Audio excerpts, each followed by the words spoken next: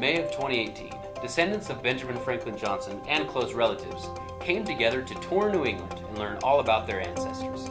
Hello everyone, my name is Andre Johnson and I am a descendant of Benjamin Franklin Johnson. This spring I had the privilege of joining 30 others and touring New England and learning all about our common ancestors.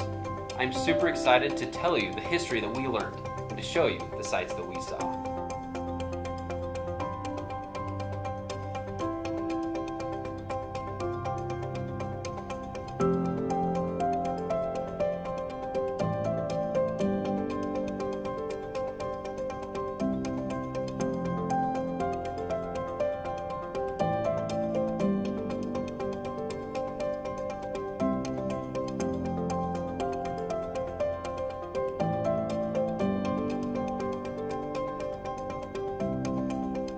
Stephen Tracy and Tryphosa Lee are 7th generation ancestors of Julia Hills Johnson, who is Benjamin Franklin Johnson's mother. Stephen Tracy was born in the year 1596 in Great Yarmouth, England. He was one of the many separatists who moved to Leiden in the Netherlands to escape religious persecution. It wasn't long after that he met Tryphosa Lee, and they were married January 2nd in the year 1621. From their marriage record, we learn that Stephen was a say worker, which is a weaver of coarse cloth. It also calls Tryphosa a young daughter of England. Roughly a year after their marriage, their first daughter, Sarah, was born. It was a congregation in Leiden, led by William Brewster, which is famous for chartering the ship the Mayflower and sending hundreds across the ocean and starting the second successful English colony in America, Plymouth. Stephen and Tryphosa were a part of this historic movement. However, they did not sail on the Mayflower. Stephen left his wife and baby daughter and sailed to Plymouth. He arrived in Plymouth on July 10th in the year 1623. We believe Tryphosa and Sarah sailed on the ship Jacob 2 years later and arrived in Plymouth in the year 1625. The Pilgrims lived a simple life. It was fun to see the Plymouth plantation and to see the lifestyle that they would have lived as they were starting a new colony.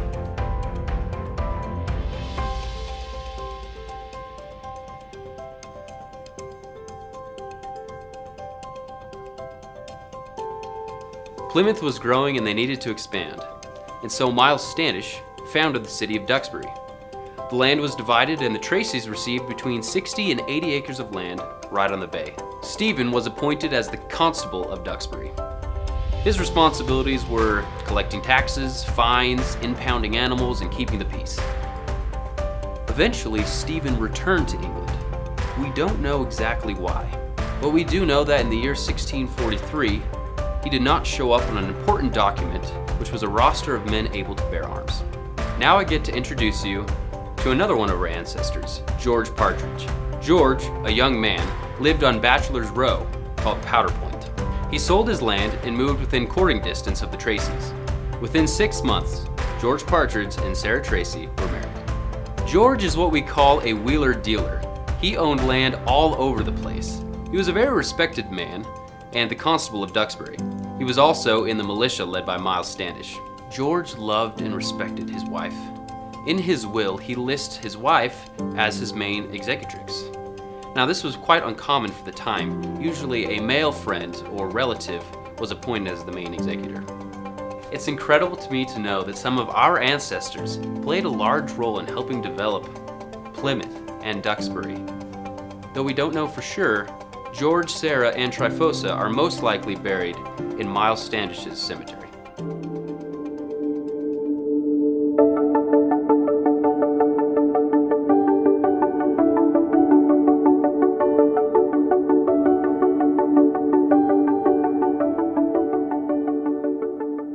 In Dorchester, we learned about Henry Garnsey and Hannah Munnings, who are ancestors of Benjamin Franklin Johnson on his father's side. We believe Henry was born in England between the years 1620 and 1625, and most likely immigrated to America with the Massachusetts Bay Company. During that period of time in the early American colonies, in order for a man to be considered a free man and have the privileges of a free man, he needed to be accepted into the local church congregation. We know that Henry Garnsey, for most of his life, was not accepted into the local church congregation and was therefore not considered a free man. However, we do learn that 2 years before he died, he was finally accepted.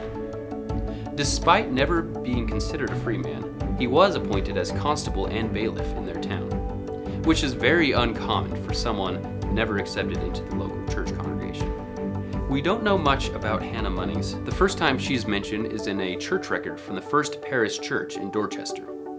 The First Parish Church that we visited is not the same church that was there in their time, but it is in the very same location as the church that they would have gone to. Another interesting fact that we learned from church records is that their children were not baptized until ages 10 and a half and 12. This was very uncommon during that time. Most infants were baptized immediately after being born. This suggests that perhaps the Garnseys had Anabaptist leanings, which also would explain why they were never accepted into the local church congregation. Another fun fact we learned from historical documents is that at one point, Henry Garnsey paid £50 in taxes. Now, the average person during that time period would make less than £50 in an entire year. Henry Garnsey paid that much in taxes. This shows that the Garnseys had a lot of money.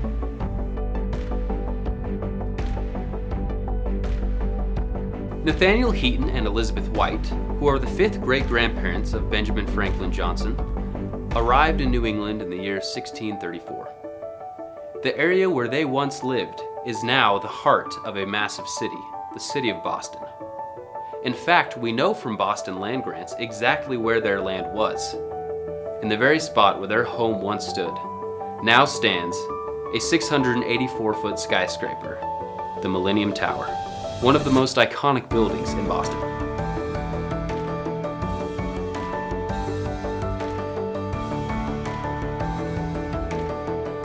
The Heatons weren't our only ancestors who owned land in what is now popular Boston locations. Thomas Snow and Milcah Kelway immigrated to New England in the early 1600s. They owned land on what is now the Boston Commons, a large park in the middle of Boston where thousands gather each day.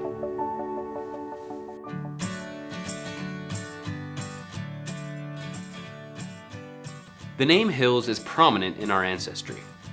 The mother of Benjamin Franklin Johnson was named Julia Hills, and his brother, Joel Hills Johnson. Our immigrant ancestors on the hillside was Joseph Hills and Rose Clark. Joseph and Rose were married in Great Burstead, England on July 22nd, 1624.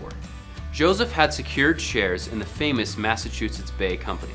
In fact, he sponsored a ship, Susan and Ellen, which took his family and many others across the Atlantic to New England. The Hills settled in Charleston, Massachusetts, where Joseph became a prominent figure. He served as the captain of the town militia, a selectman, and eventually deputy to the General Court, which is a territorial legislator. He also later served as Speaker of the House of Deputies. After a section of Charleston was divided off to become its own city, he was the one who named it Malden, after the area he came from in England. A monument in Malden commemorates Joseph Hills' public service. Joseph's greatest public service was heading the effort to compile the Code of Laws for the Massachusetts Bay Company. This code of law laid a foundation for later laws in the United States. Rose Clark and their son Joseph Hills Jr. are buried in Bell Rock Cemetery in Malden. Joseph Hills Sr. is buried in Newbury, Massachusetts, where he lived with his 4th wife.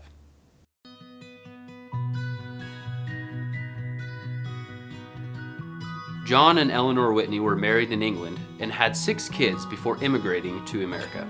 Eleanor was pregnant with her 7th child as they made the treacherous journey across the ocean.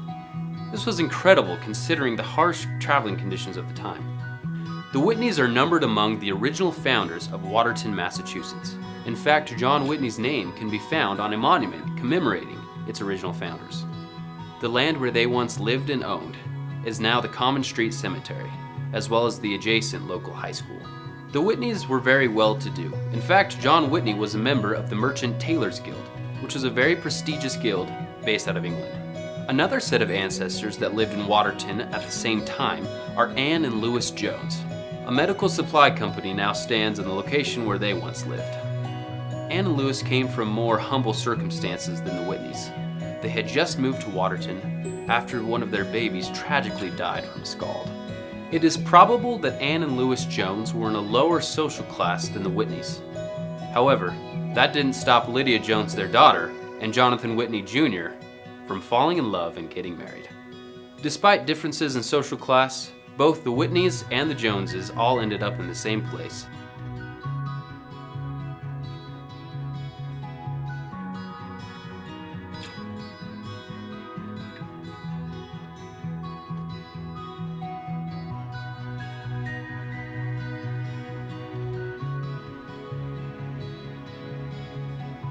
After Watertown, we visited Cambridge, Massachusetts and Harvard University, where we learned about William Mann and Mary Jared.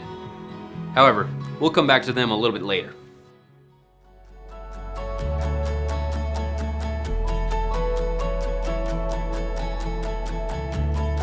Dedham, Massachusetts has a nickname in our family, our hometown, because of how many ancestors have ties to that town. However, we're only going to talk about a few of them. Michael Metcalf and his wife Sarah Elwyn converted to Puritanism while living in England, and like most Puritans of the time, felt persecuted for their beliefs. In fact, Michael once wrote that his wife had to hide him in the thatch of their roof to protect him from unfriendly neighbors. The Metcalfs were very well off in England. They owned a large factory that employed over 400 workers. However, as persecutions intensified, the Metcalfs left everything they had and immigrated to New England and settled down in Dedham, Massachusetts. A few of the Metcalfs' belongings are actually still around. We got to see a chest and a chair that both belonged to Michael, as well as a clock that belonged to one of their sons.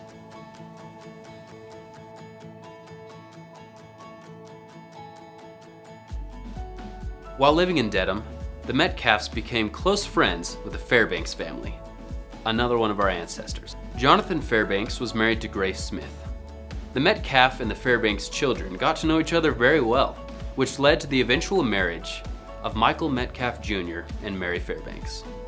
The Fairbanks family lived and constructed the historic Fairbanks House, which is currently the oldest wood-framed house still standing in the United States. Another interesting fact is that the Fairbanks House has only ever been owned by Fairbanks family members for the entirety of its 400 years in existence.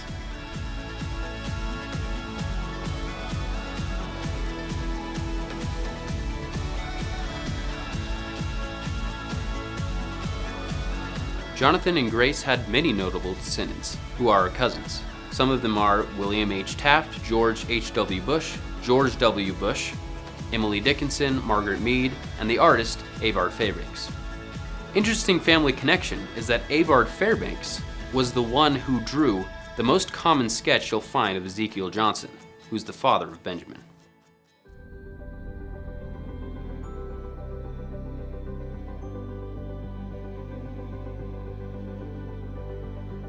Earlier, I mentioned William Mann and Mary Jared, who lived in Cambridge, Massachusetts, adjacent to what was then called Harvard College. Their close proximity to Harvard gave an excellent opportunity for their son Samuel to get a superior education at what is still considered one of the nation's top universities. Samuel Mann completed his education and moved to Wrentham, where he became Reverend Samuel Mann. A monument commemorating his service can be found in the cemetery adjacent to the church, as well as his grave and the grave of his wife, Esther Ware.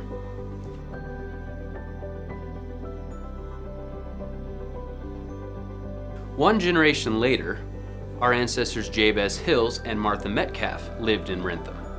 Recognize the name Hills and Metcalf? Well, Jabez Hills was the great-grandson of Joseph Hills Sr., and Martha Metcalf was the great-granddaughter of Michael Metcalf Sr. from Dedham. They lived on a beautiful estate on the south end of Uncas Pond, where they had several children, including Jabez Hills Jr., who is our direct line ancestor, and his brother Joseph Hills. I'll tell you more about them later. We also visited Rehoboth. Rehoboth is full of ancestors on Benjamin's father's side. Seth Garnsey and Hannah Millard, Seth Garnsey Jr. and Bethiah Lee, Experience Millard and Richard Lee and Sarah Coy, Ephraim Millard and Experience White, Robert Millard and Elizabeth Sabin, Joseph White and Lydia Rogers, William Sabin and possibly Mary Wright, Thomas White and Miss Workman, Nathaniel Millard and Susan Gladding, John Gladding, and Elizabeth Rogers, Robert Rogers, and Susanna. William Sabin also lived in Rehoboth. He is known for building the Sabin Sawmill. A marker can be found commemorating the location of this mill. Rehoboth was also the birthplace of Bethiah Garnsey, who is Benjamin's grandmother on his father's side. Bethiah's story is very interesting and gives us a lot of insight into Benjamin's father's personality. This brings us to day 8.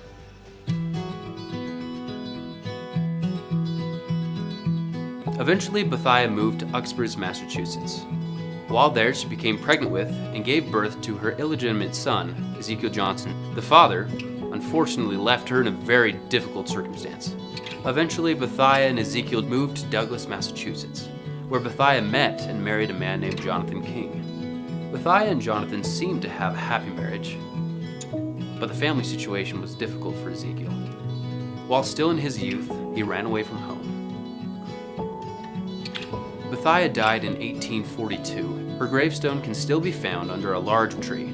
However, it did sustain damage in a hurricane in the 1950s. On our trip, we had the pleasure of placing and dedicating a new headstone in front of the original.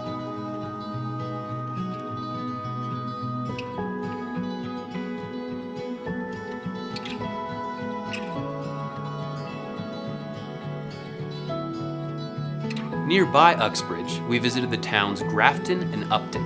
Here's where things get a little confusing. Remember Jabez Hills and Martha Metcalf? Well, they gave birth to Jabez Hills Jr. and Captain Joseph Hills. Jabez Hills Jr. married Margaret Fisher, the granddaughter of Samuel Mann, and they had a son named Joseph Hills. This Joseph Hills is the grandfather of BFJ on his mother's side. Jabez Hills Jr., who was a carriage maker, died when Joseph was 9, and Margaret Fisher Hills passed away 3 years later, leaving Joseph Hills and his siblings as orphans when he was only 12 years old. Joseph Hills was then sent to live with his uncle, Joseph Hills. Joseph Hills Jr. eventually married Esther Ellis, and they moved to Upton, Massachusetts, where he was a blacksmith. It was here that Esther gave birth to Julia Hills, who eventually became the mother of Benjamin. Unfortunately, Joseph Hills died when Julia was only 3 years old, so she didn't have very much time with her father. He's buried in the old Oak Street burial ground in Grafton, and Esther Ellis Hills later married Enoch Forbish of Grafton. It was in this town that Ezekiel and Julia met and were married on January 12, 1801. They moved several times because Ezekiel's occupation was buying land, building a cabin on it, preparing it for settlers, and then selling it. During this time, their first 7 children were born. They lived in Uxbridge, Grafton, Northborough, Massachusetts, Royalston, Massachusetts, and Westford, Vermont. And in 1814, they moved to Pomfret, New York. Day 9. We drove for a long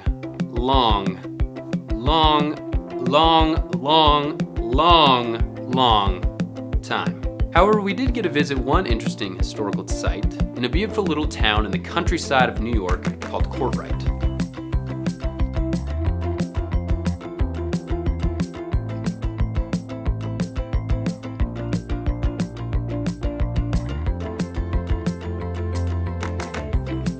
This is the town that Ezekiel Johnson Sr. ended up in after marching in the Revolutionary War and traveling from city to city. He is buried in the Dunans Corner Cemetery, which is the very land that he owned, but donated to the city before his death.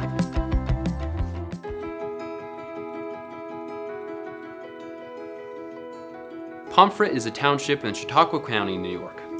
Initially, the Johnson family hired a little house about 2.5 miles from the village of Canada Way, now Fredonia, according to a letter Julia wrote to her mother. Later, Ezekiel bought 2 sections of land where the family cleared forest, gathered tree nuts, and farmed the land. The last 9 of the Johnsons' 16 children were born here in Pomfret. It was here that Benjamin was raised, educated, and played. A poem written by Benjamin's brother, George, captures what life would have looked like for the family. An excerpt reads, "Oh, don't you remember the dear old brown cottage? The kitchen, the square room, the bedroom, the hall, the well at the door, and the orchard nearby it, the garden, the barn, and the cornhouse and all. Oh, don't you remember the old dingy schoolhouse, with benches and desks all defaced with the knife, where we learned the first lessons in reading and spelling that did mark out the way that has followed through life? Oh, don't you remember the old kitchen fireplace, where oft we have met when our day's work was done, with brothers and sisters and friends we loved dearly, to pass off the evening with all sorts of fun? The children's writings mention fishing and swimming in the nearby Cassadaga Lake and Canada Way Creek. Joel Hills, Benjamin's brother, reflects on the love that they felt in his poem, My Boyhood Home. The home of my boyhood, the place of my birth, it is dearer to me than all others on earth. Its charms are still with me wherever I roam. I'll never forget my own boyhood home. My dear loving mother, she watched o'er my youth and taught me the lessons of honor and truth. Her voice in my fancy, in accents so low, is whispering to me wherever I go. The voice of my father still sounds in my ear, the laugh of my brothers and sisters so dear, the cowbells jingle, the old dinner horn, the crow of the cock to wake us each morn, the hoot of the owl, the lone whip-poor-will. At evening we heard from the woodland and hill. They still ring in my ears, though long years have passed since I saw the dear home of my infancy last. Although many a mile have I wandered away, my body grown feeble, my hair turning gray, yet the happy scenes still linger. I dream of them yet. The home of my boyhood I'll never forget. They experienced love, but they also experienced hardship. Benjamin writes after the death of his younger brother, "At about 4 years of age, the death of my 18-month-old brother, Elmer Wood, brought to me a deep and lasting sorrow and grief that through childhood often wet my pillow with tears and saddened my lonely hours." It was here that Benjamin said that his father, worn with incessant labors and the care of so numerous a family, sought for stimulus and began drinking.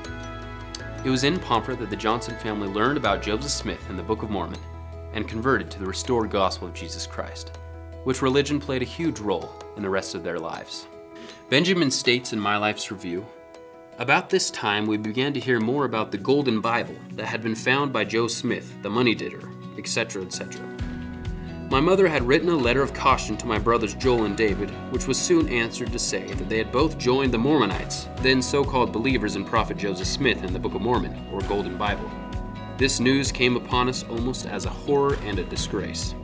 Joel and David eventually returned home to Pomfret, and 2 missionaries came not far behind. Elder Brackenberry and Elder Durfee taught the Johnson family, as well as a few neighbors, and Julia and her son-in-law, Lyman Sherman, were baptized.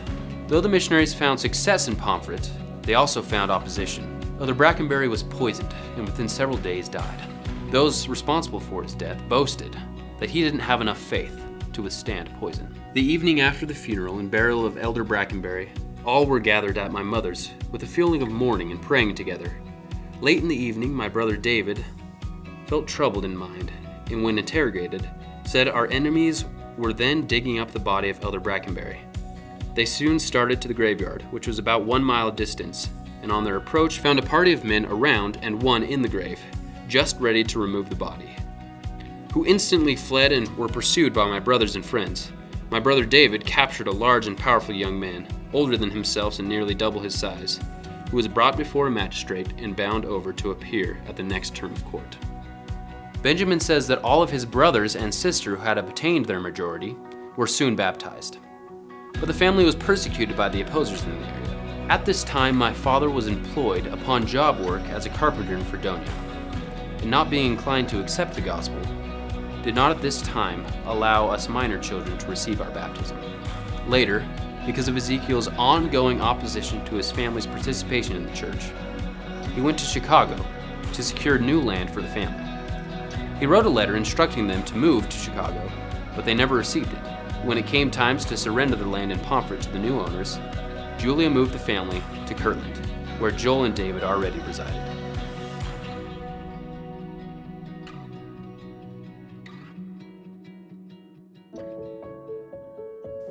BFJ was age 14 when his family moved to Kirtland, Ohio. Many of his family members helped to build the first LDS temple. Some of the Johnsons' wagons and teams were traded for a home on what was then called the Kirtland Flat. It was close by the schoolhouse, and it is now next door to the visitor center. There's a little hill behind the house where Johnson family members are buried. David died in 1833 after having made brick for the Kirtland Temple. Seth died in 1835, having been weakened from his March with Zion's camp. Susan and Nancy both died in 1836. They all died from consumption, or tuberculosis.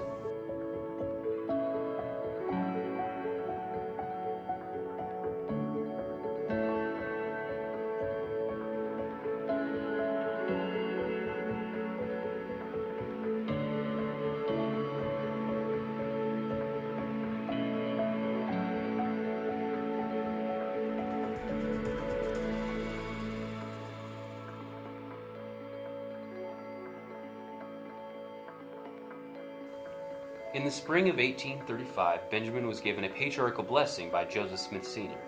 Later that year, he was baptized by Lyman Johnson. In 1836, all enjoyed the powerful manifestations of the Spirit at the dedication of the Kirtland Temple, and Benjamin received a blessing from the prophet Joseph Smith. On July 4, 1838, Julia and her family left Kirtland as part of the poor camp. Typhoid fever struck in Dayton, Ohio, where Benjamin nursed the sick.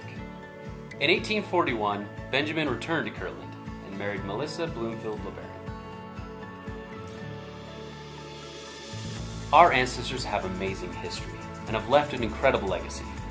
Not only did they play an important role in the lives of those they lived with, but they also play an important role in our lives today. We can learn from them and be inspired by them. It makes one wonder, what will my descendants say about me? How will I write history today to make the world a better place tomorrow?